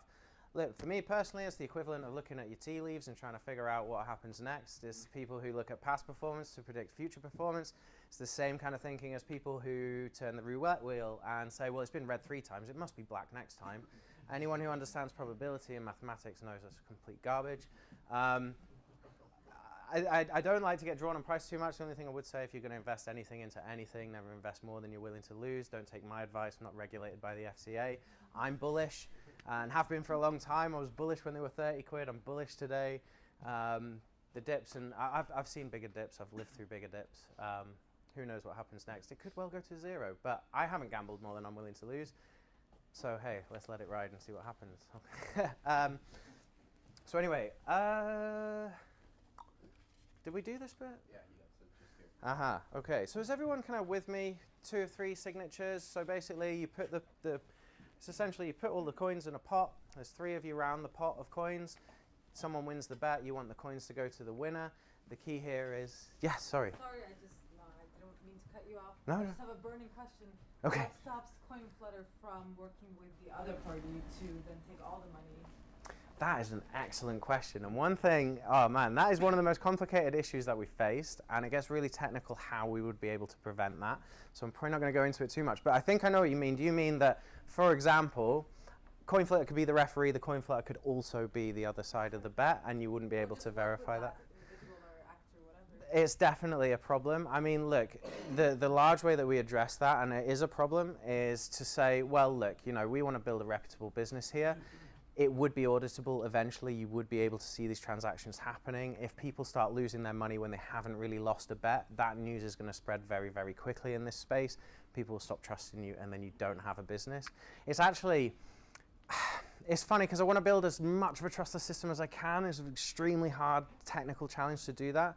But look, my incentive for running this platform is I'm going to take fees, right? So it might be a 1% fee as in the rake of the pot. I'm more interested, I'm more incentivized to provide that platform to millions of people. I'm going to make more money that way than if I get a few users using my platform and then I rip them off periodically. I'm not going to be around very long. And so hopefully that goes far enough to say, look, you know, it's against my own interest to do that sort of thing. But hey, look, you know, maybe I could build a big platform, get millions of users, and then wait for the perfect time and then yank everybody's money. But that would be extremely difficult to orchestrate in a peer-to-peer market, because, you know, how many of these gamblers do I know? And there's also the element of the events not going in my way. And then I would have to actively steal from someone and say, look, I know you won that bet, but you're not getting the money. And that kind of PR is the kind of thing that will kill a company instantly. So. Is there no way that you could automatically feed in the like real life data into the smart contract that, you know, pays that out without the need for? Well, this is the interesting thing. Like the, you know, everything, service, the website, etc. So this is the interesting thing, and to provide a bit of context for the room as well, I was looking at working on this sort of thing maybe 3 years ago now. So the story is actually the reason I came back to Scotland after studying here. I went down south, worked some corporate jobs for some crappy corporate companies, really rubbish. And my friend said, right, let's start a startup. I said, oh, so it's funny you say that. I have this insane idea for a complete unicorn. And we worked on this for about 6 to 8 months. And we got quite far with it, you know, we were doing really, really well. But you know what was really funny at the time is people were coming to us, they were commissioning websites, they were commissioning apps and all that sort of thing. And look, this is trying to build a unicorn, this is trying to build something enormous, and it could have potentially huge upsides, but at the same time, it's the percentage of it actually, look, I'm an entrepreneur at heart, and I'll place bets where I will, no pun intended. And when there's people ringing you up with active work and active business, and this is very, very speculative building this thing, it kind of got stuck on the shelf. And I get to some of the reasons why, because the regulators would have helped me, maybe I end up in jail. But look, the point I'm trying to make to answer your question here is you're talking about smart contracts, right? Which is something that you can do with Ethereum. You can sort of do some, let's call them semi-smart contracts on Bitcoin now. There's been some stuff happening there that's interesting. But Ethereum, if I were to look at this problem, try and solve this problem again now, I probably wouldn't use Bitcoin. I would probably be looking at Ethereum. There's probably more interesting ways like smart contracts that we could make this more provably fair. I know there's an Ethereum developer in the front row keeps nodding, saying, yeah, you should do this with Ethereum. Maybe he's going to go off and build it and give me a cut when he becomes a multimillionaire. That'd be fantastic. You go for it, man. If you can pull it off, I would be very impressed. So look, hopefully that answers your question. So back then, we didn't have these smart contracts and stuff. So we were trying to work out these problems without maybe all of the tools that we have available today. Because 3 years in crypto is a decade or more. So hopefully that makes sense. So hopefully everyone's with me. It's trustless in the way that once the money is in that wallet, 2 of the 3 parties have to agree for that money to ever move. So if he says he won and he says he won, that can't be true, so I will come in and referee. I mean, in a perfect world, this guy will say, yeah, no, I actually lost. And that guy will say, yeah, I won. Wouldn't that be brilliant? People aren't that nice. So I'll come in. They'll both say, yeah, I won, give me the money. I will come in as the adjudicator and tick it. The key point here is I could never steal those funds out of that wallet, because I will sign a transaction saying give Rick the money or give CoinFlutter the money, but these 2 aren't ever going to sign off on that, so I can never steal the funds. So this is the whole point. I don't want to be a custodian. I don't want you to have to trust me. All these other services you do have to trust. And look, would it surprise me if some of these gambling exchanges all of a sudden just vanished off the face of the earth when they had a load of crypto in their hot wallets? I wouldn't be surprised. I've seen it happen so many times since 2012, and still all the new people coming in, they trust these centralized services. They trust some frankly spurious ICOs and all that sort of stuff. We need to move in this direction. We have to make it that you don't have to trust me. This is the whole point. This is sort of why this stuff was created in the first place, right? A trustless peer-to-peer money. Trustless is the key. And I think I'm starting to see us move away from that a little bit, and I think we should be looking at things like MFN transactions and be focused on decentralizing not just the payment, but the business model itself. This is what we've got to be aiming for. So, yes? If the platform was The answer is I don't know. I know a lot more about Bitcoin's blockchain than I do Ethereum. I'm also more of an entrepreneur than I am a technical person, so you're going to go way over my pay grade there. But yes, I think Ethereum would probably maybe solve some of these issues in the future. So anyway, I just want to do a quick comparison. This would be a nice segue to pick up where we left off. I've kind of highlighted these and we'll fly through them really quick. So let's look at traditional bookies. Rubbish odds because they set the odds. They want to give themselves an edge. Competitive fees. You didn't typically pay a fee. You were paying a fee with the odds. So yeah, fair enough. But then fast payouts and anonymity. That's quite appealing to a lot of people. Trustless, no. They've got huge capital exposure. If you go and Google it, there are loads of examples of bookies going under and taking people's money with them, even in the fiat world. They don't have a wide reach. They've got huge operating costs. They're not decentralized, and there's very little innovation in a back or lay bet. Fiat betting exchanges got a little bit better. They create huge markets, so you get slightly better odds. The reason that is orange is because a crypto market could be so much bigger, and the odds could be so much better. They've got very little capital exposure, so from a business model point of view, much better. They're not actually backing or laying the bet. Perfect, so that's really good. But again, you know, they've got high fees. Betfair, I think, charge about 7%. If you're a high roller, sometimes those fees will go up to 20%, which for me is kind of criminal. There's fast payout. The payouts aren't that fast because of all the KYC and AML rules they have to go through. There's no anonymity. You have to trust them. Again, when you place a bet with Betfair, you have to trust them. And again, if you look into it, there are examples of these kind of businesses going bust and taking everyone's money with them. We have to get past this. They have a relatively wide reach. They can build fairly big markets, but if you bet in pounds, you can only bet against other people in pounds. If you bet in euros, you can only bet against other people in euros, so they're limited geographically. Crypto wouldn't be. And they're decentralized, and they can offer a bit more innovation. But look, current crypto exchanges really change the game quite a lot. My problem with them is that they're not trustless. You are letting them hold on to your money. In the crypto world, there's a general rule, not your private keys, not your Bitcoin. And you should really remember that, because I know a lot of people who have been burnt, and they're not decentralized, so that's a bit of a problem. I think you can build a decentralized gambling exchange that can give you all of these benefits and make a lot of these things obsolete.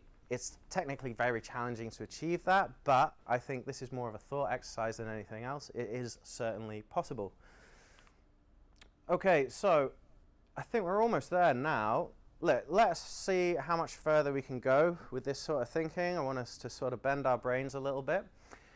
Imagine that I could start incentivizing the behavior of players a little bit, right? So this could be interesting. You know how I said before, there's 2 players, right? And I need 2 out of 3 signatures to make the transaction work. Wouldn't it be great if everyone was honest and I didn't have to referee? How could I do that? Well, maybe I could incentivize the behavior of players. Maybe if there's a player who, whenever he loses a bet, always says, hands up, yeah, I lost the bet, the other guy should get the money or whatever, can I incentivize that behavior? Can I give him free spins, free plays, free bets, all this sort of thing? Can I start incentivizing good behavior amongst players? Potentially. Could I maybe decentralize the role of referees? Like at the moment, CoinFlutter is the referee. Okay, but what about if anybody could be a referee? You know, these are kind of spurious ideas, but you start to get the idea of where we could potentially move with this. We can take the middleman out of everything. Smart contracts we've touched on. Thank you very much. I was going to say at this point, Ethereum is probably the way to go. My understanding of smart contracts isn't enough to tell you how I would apply it to this. I'm sure there's people in the room that are already thinking ahead and thinking how they might do this. I really like global prediction markets. You know how everyone says, oh, what's going to happen during Brexit? And everybody knows the answer, and then the polls are dramatically wrong, and it's really, really funny. If you go and look at prediction markets and gambling exchanges, typically they're a lot closer to the money. So I wonder what interesting things we could do here to have a globally sourced opinion of what's going to happen in an event. It might actually be quite accurate and quite interesting. And there's possibly other areas for innovation. So I'm just going to briefly share with you another crazy scheme that I have. I get one a week-ish. Some of the best ones make it onto slides. What about a Bitcoin lottery, right? You know what I hate about the lottery is you can go and buy a lottery ticket, right? And the problem is you have no idea where your money goes, right? So we know it's to support charity. And occasionally you walk into a museum, you see a little plaque funded by the lottery, and you think, oh, that's nice. But when you actually buy your ticket, you have no idea which charity you're supporting, and you don't know how much of the stake goes in. I can also tell you that, oh God, what is the name? It's Camelot, I believe, in the UK that run the lottery. I can also tell you that the CEO of that business probably earns over 200 grand per annum. And for me, all the lottery is someone pulling balls out of a bucket, right? I don't think anyone should get paid £200,000 for randomly picking a number. I'm sure you might agree with that. Now, the point I'm trying to make is that we say that the lottery is a philanthropic activity, right? But this is a private organization, again, that is making huge amounts of money. There are CEOs getting outrageous paychecks. Imagine we built a lottery where when you buy your ticket, you can actually vote for the charity you want to back, right? What if we say in that lottery that 99% of the profits go to charity, only 1% is needed for the platform to actually run?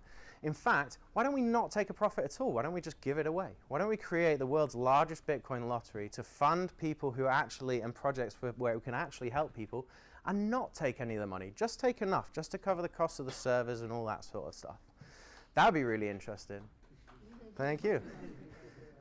Well, and then let's go a little bit further. What about when you buy your ticket for this crazy Bitcoin lottery, I'm going to let you decide how greedy you're going to be. So you can buy your ticket and you say, if I win, I'm going to keep 99% of the pot, right? And only 1% is going to charity. Okay, but we can massively maybe diminish your chance of winning. How about you say, I only want 1% of the pot, right? If I win, and 99% can go to charity. We can dramatically increase your chance of winning potentially in that way. So look, there's loads of other areas for innovation in this sort of gambling and Bitcoin space. Chances are actually next year that I will be working on that sort of Bitcoin lottery. Any developers who think they can help me bring that to life, I would be really interested in speaking to you. We do have some specifications of what we want to build, but it does need a little bit more work. It's a very complicated sort of process. One of the biggest problems I have actually is if someone wants to buy from an exchange, some of the addresses they use actually get burned. So if I try and pay them their winnings, I'll actually just be burning a load of coin and all this sort of stuff. But hey, I'll leave that, I'm going too far. Anyway, my point is, from all of this, the future will not be centralized. So don't use a decentralized token, currency, whatever it is, blockchain, and apply a centralized business model to it, because you've missed the point and someone will come along and do it slightly better. Limitations and challenges. So you're thinking, well, Rick, that's an interesting idea, but you stood in front of me now. I didn't drive a Lamborghini here. Why haven't you taken this project to market? Why did you stop and start working on Zoodoo? The answer is, look, you know, I'm an entrepreneur and I'll follow the money, and people coming to us, they want to commission apps and websites and da-da-da. Now, it's not as exciting as building the future, but look, this is a unicorn I'm trying to build. I would need a significant investment to do this, but I have problems with legislation. The UK Gambling Commission would not be too happy with me doing this for obvious reasons. I don't know my customers, all the AML rules and all that sort of stuff. I would have to convince an investor to give me a significant amount of money, but tell him that the servers are not going to be based in the UK, the company is going to be registered offshore somewhere, and you start to see the issue we had. We reached a certain point, we proved the concept, but to get it to market was a long way off, and there was a business sitting there that was actually doing quite well and getting lots of juicy leads, so we went in that direction. Now, I do think this will exist in the future. I think it's almost certain. Let's have a look at some of these problems. One, hasn't this been done? Well, yeah, you've got Nitrogen Sports and all those guys. You get the point. They're centralized. You have to trust them. Don't think it's that good. Know your customer AML rules. The Gambling Commission are not going to give me a license to do this, so I'm going to have to host this in weird places. I'm going to have to, you know, it becomes a little bit sketchy. Maybe I need to speak to Conan. He can probably help me out. Problem gambling. Now, this one I do actually care about. I'm a total libertarian. I think we should allow people to do whatever they want to do. But we know that just like people with alcohol, a certain percentage of the population will have an addiction to gambling. Because I don't know who my customers are, it might make it a little bit more difficult for me to help them. If you ask me, most of the gambling companies in the UK, they pay lip service to this anyway. They know who their customers are. How much effort do they make to help them? Don't know. But that is one thing that I would be interested in. What could we build into this to try and solve that? And it's worth mentioning, because everyone must be thinking it, well, Rick, you designed this for Bitcoin. How the hell would you do that at the moment with the network fees being so high? Yeah, good question. Fingers crossed on that Lightning Network. Thank you. Very cool. So, 5 minutes, final questions, and then we'll move back into the atrium. And like I said, we have a hard stop at 9. We have to be out of the building by then. Go for it. About the lottery, I can tell you that maybe the most difficult part of that would be working with charities. I know about at least 5 other ICOs, ideas, etc. trying to do that. It is impossible. Why? So when you start to, when people, like, they want real money, you want to do all those conversions, then you're looking into tokenization, that's even more difficult. And then, you know, working with charities is just difficult in of itself. Everything that I know of right now is not working. Yeah, I mean, I think the interesting thing about that is I know of a lot of charities that will accept Bitcoin and cryptocurrencies now, and I think that is starting to grow. People are starting, and certainly charities I think are getting more interested. But you're right, a lot of them, if I was to say, here's a load of Bitcoin, they're thinking, what the hell do I do with it? Look, you know, when I was cooking up these ideas, part of the idea in my head was like, maybe I could be the milk tray man, and I would just show up at these charities with fiat and a big bag and say, there you go, you won the Bitcoin lottery, I'll tell you about it later, sort of thing. Who knows? But let's try and do a good thing. I think we can overcome those hurdles. That's just a reluctance to accept a new technology, and I think that will change over time. I mean, blockchain and crypto is perfect for charities because they're shunting money across geographic borders where it's needed. So there's a time sensitivity there, particularly if there's a natural disaster. You know, they need the funds in often low trust environments, so it's very challenging. With crypto, it solves all those problems, and you don't have forex transfer costs. You can just send the funds where it's needed. So charities it's going to be such a big win when it becomes widely adopted. This is the challenge. So Stellar Lumens, for example, they are, you know, sort of targeting the African continent. Does anyone know about Stellar? Lumens is the name of the currency. So it's a little bit like a peer-to-peer version of Ripple. So you can sort of transfer funds almost instantaneously, almost frictionless, and almost transaction-free. And they're sort of focusing, I think they've just they're a Californian-based company, but they've sensibly opened their first office in Lagos, Nigeria, as far as I know. Because we don't really need blockchain in the West, not really, because we have quite a high trust environment. I would disagree. I think we need it because we can't trust these banksters, man. I mean, the banksters. Yeah, the global financial crisis, Fred all that sort of stuff. And had that not happened, maybe Satoshi Nakamoto would never have been sufficiently motivated to actually write that white paper. So that was a wake-up call, and I grant you. But in terms of the level of pain point, it is places where, you put your funds in Barclays, you can more or less be certain that the funds are going to be there the following week. Whereas if you're operating in certain countries, forget about it. You'll get mugged on the way to depositing your cash in the bank. That's where you need crypto, in those really sort of high risk, low trust, geographic, so low to middle income kind of countries. That's where you need to start, I think. That's where the biggest opportunities are. And so sensibly Stellar, Lumens, as far as I know, have opened their first office in Lagos. Not London, not Berlin. Well, all those things generally, like, there's no remittance company, crypto remittance company, that's actually working well between developing countries right now. And when you want to it's early days. When you want to, so it's actually it's pretty often faster to send money through, let's say, Western Union between certain countries, and cheaper as well. Absolutely. Than to do other but Western Union shouldn't really exist. Sure. This time next year, but do you know what I mean? You're adding extra steps of risk, and if there's no infrastructure, like cryptocurrency infrastructure in the country. Yeah, but everyone in Africa has one of these. Well, not one of these necessarily, Well, that's not true, but I would say it's a basic, fundamental. You can't function in most African countries without having not a smartphone but a feature phone. You can't pay for your groceries. So they skipped fixed line and conventional banking and went straight to low cost, almost disposable feature phones, which is why a lot of the feature phones end up in Africa that we disposed 5 years ago, and they're being utilized today. So they're far more advanced. And I think as a result, blockchain and crypto will get far more widely adopted, and they'll get higher levels of penetration than here in the West. I think it's going to take a lot longer actually to go mainstream here, because a lot of people, there's no reason for, particularly the older generation, to have any crypto, because their wallet because they've lost their. And what my mum wants is a nice young man in a local branch to go into and have a conversation with. So there's, you know, the existing infrastructure works kind of pretty well.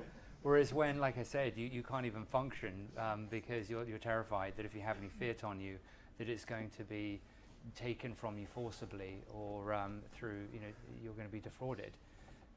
So anyway, yeah. It's funny because you say that, and crypto in a lot of ways is almost just as scary. You know, I mean, the story recently of that guy who's running a crypto exchange got hijacked or kidnapped and taken away. Oh yeah. So like, you know, you think in Moscow, what was it? I think so, yeah. So there's an element of like, put it this way, like you won't catch me walking around with t-shirts on saying I bought Bitcoin really early and all this sort of stuff. I just draw a big fat X on my head.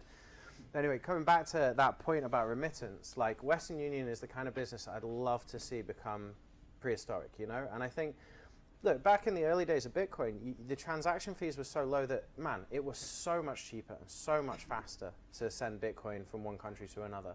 Unfortunately, you know, and we won't get too much into this because we'll be here all night, but that is not necessarily the case anymore. But there's lots of cryptocurrencies that you could use. If I was going to try and send money to another country right now, I wouldn't do it through Western Union. And okay, you know, that's maybe because I know what to do with crypto and how to send it, but honestly, give it time. Give it time. It will get rid of these institutions that are essentially robbing people blind.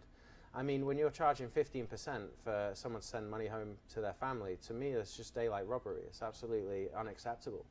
And crypto will be the answer to that. And I think I agree with Simon. You know, give it 12 to 18 months, and those kind of companies are gonna be looking a bit game dodgy. changing for the charity industry. I use that term all the time because it is game changing. Everything's game changing. Oh, everything. So, even Bitcoin. what if there is one last question, and then we'll transition back to the.